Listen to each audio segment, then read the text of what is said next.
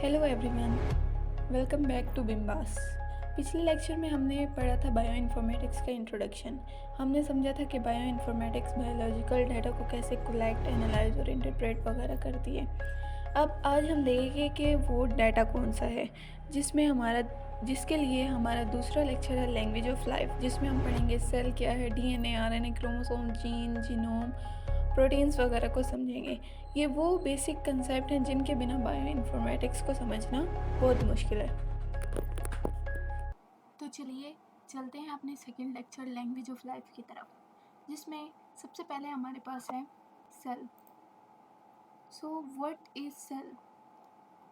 Cell is the basic structural and functional unit of life. इसका क्या मतलब है? इसका मतलब है कि हर लिविंग ऑर्गेनिज्म, चाहे वो ह्यूमन हो, वो प्लांट हो या कोई बैक्टीरिया हो, वो सेल से मिलकर बना होता है और सेल उनके स्ट्रक्चर भी बनाता है और उनका फंक्शन भी परफॉर्म करता है। अगर हम बात करें स्ट्रक्चर की, तो यहाँ आप एक एग्जांपल से समझ सकते हैं कि जैसे एक बिल्डिंग जो होती है वो ब्रिक्स से मिलकर बनती है। अगर ब्रिक्स ना हो तो बिल्डिंग नहीं बन सकती। इसी तरह जो ऑर्गेनिज्म होते हैं उसकी शेप सेल्स से मिलकर बनती है। अगर सेल्स ही ना हो तो शेप नहीं बनेगी, स्ट्रक्चर नहीं बनेगा।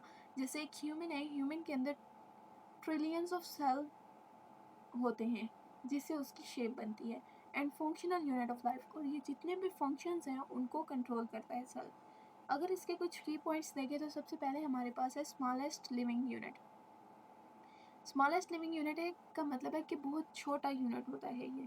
Building blocks of all living organism, her living organism का बिल्डिंग ब्लॉक होता है, मतलब तमाम लिविंग ऑर्गेनिज्म इसी से मिलकर बने होते हैं। Performs all essential life processes, तमाम असेंशियल लाइफ प्रोसेसेस को परफॉर्म करता है। कंटेन्स जेनेटिक मटेरियल, अब इसके पास जेनेटिक मटेरियल भी होता है। जेनेटिक मटेरियल ऐसे मटेरियल होता है जिसके पास हमारी जेनेटिक इन्फॉर्मेशन स्टोर होती है, जैसे डीएनए एंड आरएनए। तो यहाँ तक तो हो गई सेल की बात। नेक्स्ट हम बात करते हैं अपने जेनेटिक मटेरियल की, जो कि है DNA, D oxy ribonucleic acid. ये इसकी फुल फॉर्म है डीएनए की, D oxy ribonucleic acid. DNA is the genetic material. DNA एक जेनेटिक मटेरियल है। जेनेटिक मटेरियल ऐसा मटेरियल होता है जो कि स्टोर करता है जेनेटिक इन्फॉर्मेशन को, ऐसी इन्फॉर्मेशन जो बताता है कि ऑर्गेनिज्म किस टाइप का होगा, उसकी डेवलपमेंट कैसी होगी, उसकी ग्रोथ कैसी होगी, उसका आई कलर फॉर एग्जांपल, उसके हेयर कलर, उसके हाइट वगैरह, ये सब जेनेटिक इन्फॉर्मेशन में आता है। That stores the instructions for life, जो कि स्टोर करते हैं इंस्ट्रक्शन लाइफ के लिए। डीएनए एक ऐसे मटेरियल है जो कि स्टोर करता है इंस्ट्रक्शंस को लाइफ के लिए। अगर इसके हम की पॉइंट्स देखें तो यहाँ लिखा है कैरीज जेनेटिक इन्फॉर्मेशन, कि ये कैरी करता है जेनेटिक इन्फॉर्मेशन। इसके पास जेनेटिक इन्फॉर्मेशन होती है कि ऑर्गेनिज्म किस टाइप का होगा। मेड अप ऑफ न्यूक्लियोटाइड्स, ये बना होता है न्यूक्लियोटाइड्स का। जैसे यहाँ राइट साइड पर अगर आप पिक्चर देखें तो ए टी सी जी ये आपको नज़र आ रहे हैं। ये जो ATCG है, एडेनिन, थायामीन, साइटोसिन और ग्वानिन, ये 4 न्यूक्लियोटाइड्स के नाम हैं। इन चारों न्यूक्लियोटाइड से मिलकर पूरा डीएनए बना होता है और ये डबल स्ट्रैंडेड होता है, जैसे कि हमने पिछले लेक्चर में देखा था। उसका लिंक आपको डिस्क्रिप्शन में मिल जाएगा। Found mainly in cell nucleus, और ये मिलता है सेल के न्यूक्लियस के अंदर। अगर हम पिछले स्लाइड पे जाएं तो लेफ्ट साइड पे यहाँ एक पिक्चर बनी हुई है सेल की। इस सेल के अंदर ये जो आपको गोल गोल नज़र आ रहा है ब्लू कलर का, ये इसका न्यूक्लियस है और इस न्यूक्लियस के अंदर डीएनए मौजूद होता है। Found mainly in the cell nucleus, ये हमें मिलता कहाँ पे है? सेल के न्यूक्लियस में। इसका काम क्या होता है? कंट्रोल्स ग्रोथ, ग्रोथ को कंट्रोल करता है, डेवलपमेंट को कंट्रोल करता है और रिप्रोडक्शन वगैरह को कंट्रोल करता है। Controls growth, development and reproduction. अब हमने यहाँ देख लिया कि डीएनए के अंदर इंस्ट्रक्शंस स्टोर होती हैं। अब वो इंस्ट्रक्शंस न्यूक्लियस से बाहर कैसे आती हैं? डीएनए न्यूक्लियस के अंदर है और न्यूक्लियस बाउंड है मेम्ब्रेन के साथ। अब वो इंस्ट्रक्शंस कैसे न्यूक्लियस से बाहर आती हैं, उनको बाहर लेके कौन आता है वो हम देखते हैं। तो उनको, उन इंस्ट्रक्शंस को बाहर लाने के लिए हमें ज़रूरत पड़ती है आरएनए की। आरएनए की फुल फॉर्म है ribonucleic acid. Ribonucleic acid is a molecule that carries genetic information from DNA and helps in making proteins। अब आरएनए करता क्या है? आरएनए वो इंफॉर्मेशन लेता है डीएनए से। न्यूक्लियस के अंदर जो डीएनए पड़ा है जिसके पास इंस्ट्रक्शंस हैं, वो जाता है उसके पास, वहाँ से वो इंस्ट्रक्शंस लेता है और पकड़ के ले आता है प्रोटीन्स की फैक्ट्री के पास, मतलब जहाँ प्रोटीन्स बनती हैं वहाँ पकड़ के ले आते हैं। ये काम होता है आरएनए का। RNA just carries the genetic information, not makes the protein. Protein बनाने के लिए प्रोटीन की फैक्ट्री होती है जिसको हम राइबोसोम्स कहते हैं। तो ये बात याद रखिए कि आरएनए जस्ट इन्फॉर्मेशन कैरी करता है, आरएनए खुद प्रोटीन्स नहीं बनाता। यहाँ पे लिखा हुआ है made up of nucleotides. DNA की तरह आरएनए भी न्यूक्लियोटाइड से बना होता है। जैसे यहाँ पे आप लेफ्ट साइड पे पिक्चर देख सकते हैं, आरएनए राइबोन्यूक्लिक एसिड, ये एक न्यूक्लियोटाइड्स नज़र आ रहे हैं जो हमें येलो येलो नज़र आ रहे हैं। न्यूक्लियोबेसिस जहाँ पे लिखा हुआ है, ये बेसिकली न्यूक्लियोटाइड्स हैं, यूजुअली सिंगल स्ट्रैंडेड। डीएनए और आरएनए में एक डिफरेंस है, मेन डिफरेंस है कि ये सिंगल स्ट्रैंडेड होता है और वो डबल स्ट्रैंडेड। जैसे यहाँ पे आपको सिर्फ एक चेन नज़र आ रही है, अगर हम पिछली स्लाइड में मूव करें तो यहाँ पे डीएनए की 2 चेन्स नज़र आ रही हैं, जिसका मतलब है कि डीएनए डबल स्ट्रैंडेड होता है और आरएनए सिंगल स्ट्रैंडेड होता है। Carries genetic information from DNA, ये डीएनए से जेनेटिक इन्फॉर्मेशन को कैरी करता है, जैसे हमने पहले बात की। Plays a key role in protein synthesis, protein की सिंथेसिस में की रोल प्ले करता है। क्यों? क्योंकि यही तो कैरी करता है जेनेटिक इन्फॉर्मेशन को। अगर ये जेनेटिक इन्फॉर्मेशन को कैरी ही नहीं करेगा तो प्रोटीन्स कैसे बनेंगे? अच्छा, इस पिक्चर में जो राइट साइड पे ये जो स्ट्रक्चर बने हुए हैं कुछ, ये दरअसल उन न्यूक्लियोटाइड्स के स्ट्रक्चर हैं। साइटोसिन का ये है, गुआनिन का ये, एडेनिन का ये, यूरेसिल का ये। इनको डिटेल से पढ़ेंगे इंशाल्लाह कमिंग लेक्चर्स में। यहाँ तक हमने समझ लिया सेल के बारे में, डीएनए के बारे में और आरएनए के बारे में। नेक्स्ट हम मूव करते हैं क्रोमोसोम्स की तरफ। क्रोमोसोम क्या होता है? Chromosome is a thread like structure made up of DNA and proteins that carries genetic information inside the nucleus of cell. अब इसका क्या मतलब है? थ्रेड लाइक स्ट्रक्चर का एक मतलब है कि एक धागों से बना हुआ स्ट्रक्चर है, धागा टाइप होती है चीज़, उससे बना हुआ। अब वो धागा टाइप क्या चीज़ होती है? वो होता है डीएनए। क्रोमोसोम बनता क्यों है? क्रोमोसोम इस वजह से बनता है कि जो ह्यूमन की अगर हम बात करें, ह्यूमन एटलीस्ट 2 मीटर्स लॉन्ग डीएनए होता है ह्यूमन्स का। अब उस 2 मीटर लॉन्ग डीएनए को हम एक माइक्रोस्कोपिक सेल के अंदर कैसे रख सकते हैं? छोटे उस इतने लंबे डीएनए को एक छोटे से सेल में फिट करने के लिए क्रोमोसोम्स बनते हैं। वहाँ ये लिखा है chromosome is a thread like structure made of DNA and proteins, और कुछ प्रोटीन्स होती हैं हिस्टोन प्रोटीन्स, वो भी नेक्स्ट लेक्चर्स में पढ़ेंगे। डेट कैरीज जेनेटिक इन्फॉर्मेशन है। अब यहाँ इन्होंने लिखा है that carries genetic information inside the nucleus of cell. Cell के न्यूक्लियस के अंदर कैरी करता है जेनेटिक इन्फॉर्मेशन को। इसका अगर हम डिफरेंस देखें आरएनए के साथ, तो आरएनए भी जेनेटिक इन्फॉर्मेशन कैरी कर रहा था, लेकिन वो कहाँ कैरी करता है? वो न्यूक्लियस के बाहर कैरी करता है, लेकिन क्रोमोसोम न्यूक्लियस के अंदर कैरी करता है, inside the nucleus of cell. Made up of DNA and proteins, DNA और प्रोटीन्स का बना होता है, हिस्टोन प्रोटीन्स होती हैं। Found inside the cell nucleus, cell के न्यूक्लियस के अंदर होता है। सेम बात जो हमने की, carries genetic information, genetic information लेता है। क्यों? क्योंकि डीएनए से बना होता है, डीएनए तो होते ही जेनेटिक मटेरियल है, तो जेनेटिक इन्फॉर्मेशन इसके पास आ जाती है। कंटेन्स मैनी जीन्स, इसके पास बहुत से जीन्स होते हैं। अब हम नेक्स्ट पढ़ेंगे कि ये आखिर जीन क्या है। यहाँ पे इतना राइट साइड पे इसकी डायग्राम देख सकते हैं, ये भी हम इनकमिंग लेक्चर्स में डिटेल से पढ़ेंगे। अब नेक्स्ट हम मूव करते हैं जीन्स की तरफ कि जीन्स क्या होती हैं। जीन्स अगर हम सिंपली बात करें तो जीन्स होती है एक पार्ट ऑफ डीएनए जिसके पास स्पेसिफिक इंस्ट्रक्शंस होती हैं जो स्पेसिफिक टास्क परफॉर्म करती हैं। तो यहाँ यही लिखा है, gene is a segment of DNA, DNA का एक हिस्सा होता है डेट कंटेन्स द इंस्ट्रक्शंस, जिसके पास इंस्ट्रक्शंस होती हैं to make a functional product, एक फंक्शनल प्रोडक्ट बनाने के लिए। और फंक्शनल प्रोडक्ट क्या होती है? प्रोटीन्स होती हैं। जीन डीएनए का एक पार्ट होता है जिसके पास कुछ इंस्ट्रक्शंस होती हैं जो कि एक स्पेसिफिक प्रोटीन्स बनाने के लिए यूज़ होती हैं। अगर हम इसके की पॉइंट्स की तरफ देखें, a gene is a part of DNA, gene एक पार्ट होता है डीएनए का। It carries specific genetic instructions, इसके पास स्पेसिफिक जेनेटिक इंस्ट्रक्शंस होती हैं। इट डिटरमाइंस इनहेरिटेड ट्रेड्स, ये इनहेरिटेड ट्रेड्स को डिटरमाइन करता है। अब इनहेरिटेड ट्रेड्स क्या होते हैं? वो ट्रेड्स जो पेरेंट्स से चिल्ड्रन में ट्रांसफर होते हैं, उन ट्रेड्स को हम इनहेरिटेड ट्रेड्स कहते हैं। फॉर एग्जांपल, अगर एक ह्यूमन है, उसके आइज का कलर ब्लू है, तो जो उसका चाइल्ड होगा, जो उसका ऑफस्प्रिंग होगा, उसकी आइज कलर भी ब्लू होंगी, ये बहुत ज़्यादा चांसेस होते हैं। अगर फॉर एग्जांपल उसकी मदर की आइज़ का कलर ब्राउन है, तो चांसेस होंगे कि या तो उसकी आइज़ का कलर ब्लू होगा या फिर ब्राउन होगा। तो ये डिटरमाइन करता है इनहेरिटेड कैरेक्टर्स को। अगर लेफ्ट साइड पे हम इसकी पिक्चर देखें तो ये एक हमें डीएनए दिखाया गया है ऊपर। उस डीएनए का एक जो ग्लो करता हुआ पार्ट है, ये एक पार्ट है और ये एक जीन है। ये इस पार्ट के पास कुछ स्पेसिफिक इंस्ट्रक्शन है किसी काम को करने के लिए। तो यहाँ से आपको जीन की समझ आ जाएगी। यहाँ पे नीचे उसको विजुअलाइज किया गया है, जूम इन किया गया है। नेक्स्ट हमारे पास है जीनोम। अब तक हमने पढ़ा है डीएनए, आरएनए, क्रोमोसोम्स, जीन, ठीक है, यहाँ तक प्रोटीन्स बन गई हमारी, जीन्स ने इंस्ट्रक्शंस दे दी और आरएनए को और प्रोटीन्स बन गई। अब जीनोम क्या है? फॉर एग्जांपल अगर हम ह्यूमन की बात करें तो ह्यूमन के अंदर एक जीन नहीं होता। ह्यूमन के अंदर आई कलर का जीन होगा, हेयर कलर का जीन होगा, उसकी ग्रोथ का जीन अलग होगा, उसकी हाइट का जीन अलग होगा, उसके स्किन कलर का जीन अलग होगा, तो बहुत सारे जीन्स होंगे। उन सब जीन्स को मिलाकर कहते हैं जीनोम। एक ह्यूमन का पूरा जो जीन्स का सेटअप होता है, जो कंप्लीट सेट होता है, उसका नाम होता है जीनोम।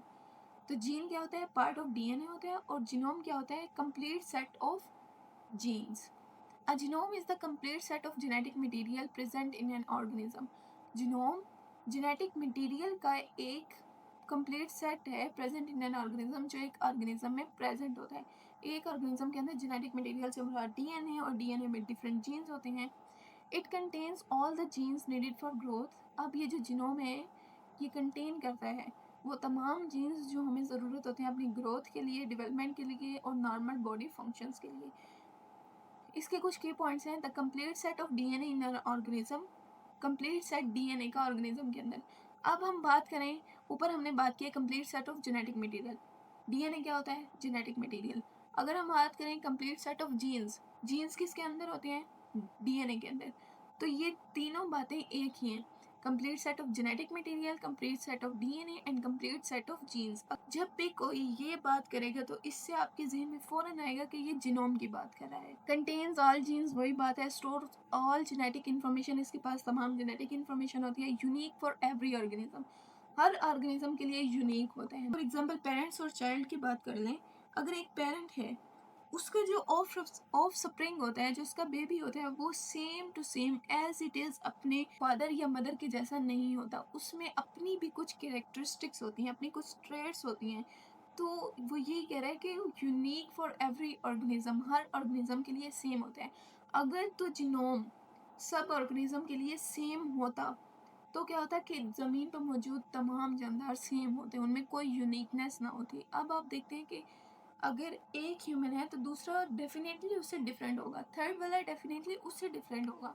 तो ये किसकी वजह से है? क्योंकि उनका जीनोम डिफरेंट होता है, उनके जीन्स। यहाँ राइट साइड पर आपको दिखाया गया कि एक क्रोमोसोम है, वहाँ से डीएनए निकल रहा है और नीचे बहुत ज़्यादा क्रोमोसोम्स हैं। तो ये पूरा कंप्लीट सेट है। यहाँ पे एक डायग्राम दी गई है, जितना भी हमने पढ़ा है सेल, न्यूक्लियस, डीएनए, आरएनए के बारे में, उसको एक्सप्लेन कर रही है। तो यहाँ पे आप देखिए स्टार्ट में लेफ्ट साइड से अगर हम स्टार्ट करें तो एक सेल है। सेल के अंदर ये जो पर्पल कलर है ये हमारे पास न्यूक्लियस है, उस न्यूक्लियस के अंदर डीएनए है। डीएनए जो है वो यहाँ पे उसने मिलकर एक क्रोमोसोम बना दिया। अगर हम क्रोमोसोम को जूम इन करेंगे तो हमें नजर आएगा कि डीएनए है। यहाँ पे ऊपर लिखा भी हुआ है टाइटली क्वाइल्ड डीएनए, मतलब क्वाइल हुआ है डीएनए। नेक्स्ट हम जीन की बात कर रहे हैं यहाँ पे कि डीएनए है, डीएनए का एक स्पेसिफिक पार्ट है, specific segment of DNA that codes for a function. तो ये एक स्पेसिफिक पार्ट है जिसको हम जीन का नाम दे रहे हैं। और इस डीएनए से जो हमने यहाँ जीन की जगह पे डीएनए दिखाया गया, इसको जूम इन करके दिखाया गया कि कंप्लीट सेट ऑफ डीएनए का कंप्लीट सेट है, जीनोम है। आई होप यहाँ तक आप लोगों को अच्छी तरह समझ आ गई होगी। अब नेक्स्ट है हमारी प्रोडक्ट। डीएनए के पास या जीन्स के पास जो इंफॉर्मेशन है जिसको आरएनए लेके जाता है, उससे जो प्रोडक्ट बनती है वो है प्रोटीन्स। अब हम उसकी बात करेंगे। Proteins are large biological molecules, proteins बड़े बायोलॉजिकल मॉलिक्यूल्स होते हैं that performs most of the important functions in living organism, जो लिविंग ऑर्गेनिज्म के अंदर बहुत से इंपॉर्टेंट फंक्शंस परफॉर्म करते हैं। असल में जीन्स और या डीएनए तो सिर्फ इंस्ट्रक्शंस होती हैं, वो काम तो नहीं करते ना, वो तो सिर्फ हिदायत हैं। फॉर एग्जांपल जैसे हमने पहले बुक की बात की थी कि एक बुक पे कुकीज़ की रेसिपी लिखी हुई है, तो वो रेसिपी अगर बुक पे लिखी हुई है तो वो जस्ट इंस्ट्रक्शन है, उससे हमें कोई फ़ायदा नहीं हो रहा। लेकिन जब कुकीज़ बन जाएंगी तो वो प्रोडक्ट होगी, तब हम उनको खा सकते हैं। इसी तरह जो जीन या डीएनए उनके पास सिर्फ इंस्ट्रक्शन होती है, जब तक वो जीन या डीएनए के पास है हमें उससे कोई फ़ायदा नहीं है। लेकिन जैसे ही आरएनए उसको लेके राइबोसोम्स के पास जाएगा तो वो प्रोटीन्स बन जाएंगे। और प्रोटीन्स क्या होंगे? प्रोटीन्स फिर सारे जो फंक्शंस हैं उनको परफॉर्म करेंगी। They are made according to the instruction stored in the genes, ये उसी इंस्ट्रक्शन से बनी होती है जो जीन्स के अंदर स्टोर्ड होती है। मेड फ्रॉम अमाइनो एसिड, सबसे पहला पॉइंट है made from amino acids, amino acid से बना होता है। डीएनए और प्रोटीन्स मतलब जेनेटिक मटेरियल प्रोटीन्स में एक डिफरेंस है कि जो डीएनए है वो न्यूक्लियोटाइड्स का बना होता है। डीएनए या आरएनए की बात करें तो मतलब उसमें एडेनिन, थायमिन, साइटोसिन और गवानीन होते हैं। लेकिन प्रोटीन्स हमेशा अमाइनो एसिड्स से मिलकर बनी होती हैं। अमाइनो एसिड्स डिफरेंट होते हैं। There are 20 standards amino acid, 20 standards हैं, लेकिन 2 अभी साइंटिस्ट ने और जो हैं वो बना लिए हैं, लेकिन वो पिछले ही अमाइनो एसिड से मिलके 2-3 अमाइनो एसिड्स को मिला के नए बनाए गए हैं। लेकिन जो स्टैंडर्ड अमाइनो एसिड हैं वो 20 हैं। तो उन 20 अमाइनो एसिड से मिलके सारी प्रोटीन्स बनी होती हैं। ये राइट साइड पे आपको प्रोटीन का स्ट्रक्चर दिखाया गया है। Perform important functions in the body, body में इंपॉर्टेंट फंक्शंस परफॉर्म करती हैं। Helps in growth and repair, growth में और रिपेयरिंग में हमारी हेल्प्स करती हैं। Act as enzyme, hormones and antibodies, कुछ प्रोटीन्स होती हैं जो एंजाइम के तौर पर भी हेल्प करती हैं, कुछ हार्मोन्स होती हैं और कुछ एंटीबॉडीज़ होती हैं। अगर हम एंजाइम में क्या होते हैं, एंजाइम्स जो होते हैं, एंजाइमेटिक प्रोटीन्स, वो रिएक्शंस को फास्ट करती हैं। हार्मोन्स जो होते हैं, कुछ हार्मोन्स जैसे ऑक्सीटोसिन हार्मोन है, इसी तरह डिफरेंट हार्मोन्स होते हैं, वो भी प्रोटीन्स होती हैं बेसिकली। एंड एंटीबॉडीज़ कुछ होती हैं जो हमारी एंटीबॉडीज़ के तौर पे काम करती हैं। प्रोड्यूस्ड यूजिंग जेनेटिक इंस्ट्रक्शन, और ये प्रोड्यूस कैसे होती हैं, ये जेनेटिक इंस्ट्रक्शंस को यूज़ करते हुए प्रोड्यूस होती हैं। एक बात हमेशा याद रखनी है कि डीएनए हमेशा न्यूक्लियोटाइड से बने होते हैं और प्रोटीन्स हमेशा अमाइनो एसिड से, ये नहीं भूलनी, ये बहुत इंपॉर्टेंट बात है। अब नेक्स्ट हमारे पास है यहाँ पे central dogma of molecular biology. यहाँ तक हमने देख लिया कि डीएनए क्या है, आरएनए क्या है, कि प्रोटीन्स की इंस्ट्रक्शंस कहाँ पे रखी है, उसको लेके कौन जा रहा है और आखिर प्रोटीन्स बन रही हैं। अब ये जो होल प्रोसेस है जिसमें इंफॉर्मेशन स्टोर है, इंफॉर्मेशन कैरी की जा रही है और प्रोटीन्स बन रही हैं, इस होल प्रोसेस का नाम है central dogma of molecular biology. The central dogma explain how genetic information flows from DNA to RNA and finally to protein. Central dogma बताता है कि जेनेटिक इंफॉर्मेशन कैसे मूव करती है डीएनए से आरएनए के पास और फिर आरएनए से फाइनली वो बन जाती है प्रोटीन्स। यहाँ पे कुछ की पॉइंट्स हैं। डीएनए स्टोर जेनेटिक इन्फॉर्मेशन, अब तक हमने यही पढ़ा है कि उसके पास जेनेटिक इन्फॉर्मेशन स्टोर होती है। RNA carries the information, RNA उस इन्फॉर्मेशन को कैरी करता है। Proteins are produced using this information in DNA, जिस इन्फॉर्मेशन को स्टोर करता है आरएनए, जिसको कैरी करता है, उस इन्फॉर्मेशन को यूज़ करते हुए ही हम प्रोटीन प्रोड्यूस करते हैं। This process is called the central dogma of molecular biology. अब ये जो होल प्रोसेस है इसको हम नाम देते हैं central dogma of molecular biology का। जैसे यहाँ पे एक फ्लो भी दिखाया गया, डीएनए से आरएनए, आरएनए से प्रोटीन। नेक्स्ट हम इसको डायग्राम से समझ लेते हैं। डीएनए बनाया गया है, डीएनए डबल स्ट्रैंडेड होता है, हमने पीछे देखा है। डीएनए से फिर आरएनए बन रहा है, RNA messenger RNA, messenger RNA, RNA की कुछ टाइप्स होती हैं, वो भी हम नेक्स्ट लेक्चर में पढ़ेंगे। इस वजह से यहाँ पे मैसेंजर आरएनए लिखा हुआ है। और ये ट्रांसक्रिप्शन, ये जो प्रोसेस होता है जिसमें डीएनए से मैसेंजर आरएनए बन रहा है और मैसेंजर आरएनए से प्रोटीन, डीएनए से मैसेंजर आरएनए के बनने के अमल को हम ट्रांसक्रिप्शन कहते हैं और मैसेंजर आरएनए से प्रोटीन के बनने के अमल को हम ट्रांसलेशन कहते हैं। ये हम आने वाले लेक्चर्स में कवर करेंगे, जिसमें डीएनए से आरएनए और आरएनए से प्रोटीन्स बन रही होती हैं। तो ये सेंट्रल डॉग्मा दिखाया गया है। सो आई होप कि आप लोगों को आज का लेक्चर इंटरेस्टिंग लगा होगा और होपफुली कि आप लोगों को अच्छी तरह समझ आ गया होगा। अगर किसी को कोई भी कन्फ्यूजन हो तो feel free to ask, you can comment. अगर वीडियो आपके लिए हेल्पफुल रही हो तो इसको लाइक ज़रूर कीजिएगा, चैनल को सब्सक्राइब कीजिएगा और हमारे साथ जुड़े रहिएगा मज़ीद नेक्स्ट इंटरेस्टिंग लेक्चर्स के लिए। तब तक के लिए गुड बाय, मिलते हैं नेक्स्ट लेक्चर में एक न्यू टॉपिक के साथ।